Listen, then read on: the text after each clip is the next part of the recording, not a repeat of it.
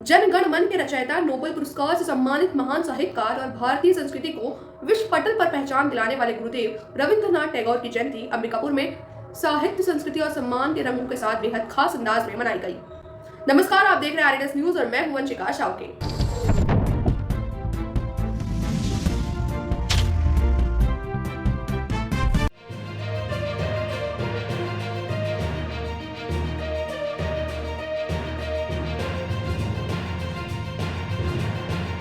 अंबिकापुर शहर के मधुर मिलन होटल में राष्ट्रगान के रचयिता और विश्वविख्यात साहित्यकार गुरुदेव रविंद्रनाथ टैगोर की जयंती बड़े हर्षोल्लास और भव्यात के साथ मनाई गई। कार्यक्रम में छत्तीसगढ़ की महिला एवं बाल विकास मंत्री लक्ष्मी रजवाड़े, सांसद सहित कई जनप्रतिनिधि, साहित्यकार और सामाजिक कार्यकर्ता शामिल हुए।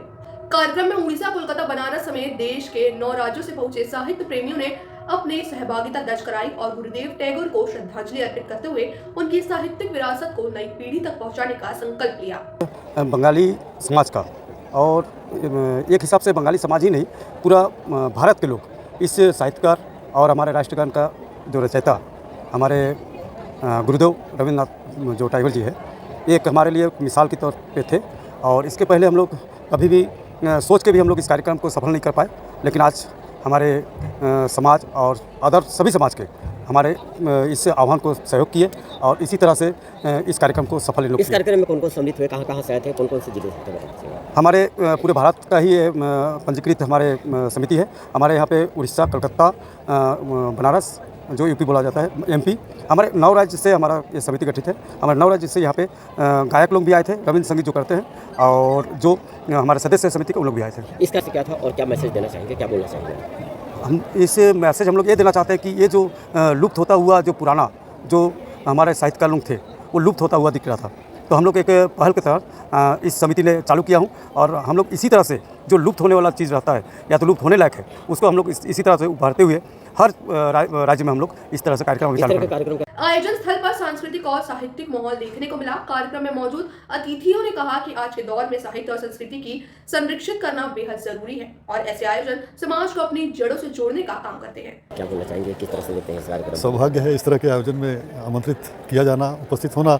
मैं अपने आप को बहुत सौभाग्यशाली मानता हूँ कि विश्व स्तरीय प्रख्यात गुरुदेव रविंद्रनाथ टैगोर, जिसे गुरुदेव की उपाधि महात्मा गांधी जी ने दिया हो और बापू को महात्मा की उपाधि गुरुदेव रविंद्रनाथ टैगोर जी ने दिया हो, उनके स्मृति में, उनकी जयंती में कार्यक्रम होना अपने आप में अविस्मरणीय है। और संभाग का ये बहुत पहला कार्यक्रम इतना खूबसूरत, इतना भव्य देखने को मिला। नेताजी बंग समाज समिति के सारे पदाधिकारी, अध्यक्ष इसके लिए कोटि कोटि बधाई के पात्र हैं। उन्होंने साहित्य के जीवंत मूर्ति को यहाँ जिस तरह से जीवंत किया वो प्रशंसनीय है, देखने योग्य था। यहाँ पे कला संस्कृति का भी देखने को मिला, किस तरह से बोलना चाहेंगे, क्या बोलेंगे? वो मैंने पहले ही कहा ना कि उसका तो शब्दों में बयान कर पाना बहुत कठिन है। 9 राज्य के समिति के सदस्य लोग यहाँ पधारे, विभिन्न राज्यों के कलाकार यहाँ पधारे और ऐसे प्रख्यात विभूति को अपनी श्रद्धांजलि सांस्कृतिक कार्यक्रमों के माध्यम से दिया, उनको याद किया, वो अविस्मरणीय है। और ऐसे कार्यक्रम होते रहना चाहिए। मैं तो बारंबार नेताजी बंग समाज समिति को धन्यवाद, बधाई अपनी ओर से प्रेषित करता हूँ कि इस तरह का कार्यक्रम वो जरूर करें, जिससे समाज में आने वाले पीढ़ियों को ऐसे महान दार्शनिक, कवि, साहित्यकार के संबंध में जानकारी मिलेगा, लोग तो प्रेरणा मिलेगी, नई पौध आएगी जो देश को दिशा देगी। कार्यक्रम के दौरान विभिन्न क्षेत्रों में योगदान देने वाले अतिथियों और प्रतिभागियों को सम्मानित भी किया गया। सम्मान पाकर लोगों ने खुशी जाहिर की और आयोजकों की सराहना की। पूरे कार्यक्रम में साहित्य, संस्कृति और परंपरा की खूबसूरत झलक देखने को मिली। मेरा नाम बबली मजूमदार है और मैं इजी स्टडी ट्यूशन क्लासेस की संचालक हूँ। गुरुदेव रविंद्रनाथ टैगोर जी की जयंती थी, आज आप लोग सम्मिलित हुए थे, आप लोग को सम्मानित किया गया था, क्या था बता दीजिएगा। आज जो है रविंद्रनाथ टैगोर जी का जन्मदिन है और हम लोग जो है रविंद्र संगीत जो होता है, रविंद्रनाथ जी के द्वारा लिखा गया जो गीत होता है, उसमें हमारे बच्चों ने डांस परफॉर्म किया था, जिसके बोल थे बाजलो कुमार। और ये चीज़ हम लोगों को, बच्चों को बहुत ही कम समय में सिखाए हैं। मात्र 3 दिन में हम लोग बच्चों को ये डांस सिखाए हैं। इसका क्या अर्थ होता है, पूरा थोड़ा सा डिटेल बता दीजिएगा। जैसे एक प्रकृति से संबंधित था ये, जब प्रकृति में परिवर्तन होता है तो कैसा महसूस होता है, इसके ऊपर था पूरा। क्या संदेश था, क्या कुछ इस डांस? मैं इस डांस के माध्यम से मैं ये बोलना चाहूँगी कि आने वाला जो जनरेशन है या अभी जो भी जनरेशन चल रहा है, उसमें ज़्यादातर बच्चे वेस्टर्न की तरफ चले जा रहे हैं। तो ये चीज़ नहीं होना चाहिए। अपनी जो जड़ है, हमारी जो जड़ होती है, हमें उसको नहीं भूलना चाहिए और हमारे जो लोकगीत होते हैं उसके साथ हमें जुड़े रहना चाहिए। ये कार्यक्रम जो है वो दिलीप धर मामा के द्वारा संचालित किया गया था और बहुत ही अच्छा था।